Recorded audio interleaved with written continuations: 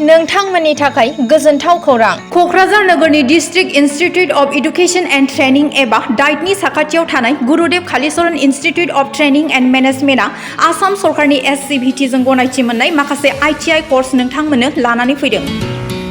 क'क्राझाराव थानाय Gurudev Kalicharan institute of training and मेनेजमेन्टआव नोंथांमोननि थाखाय गोदानै मुं थिसननायनि आयदाफोरा जादों SCVT course electrician, computer operator and programming assistant क'पा, SCVT कर्स ड्राग्समेन आरो रेडिय'ल'जी टेकनिशियान।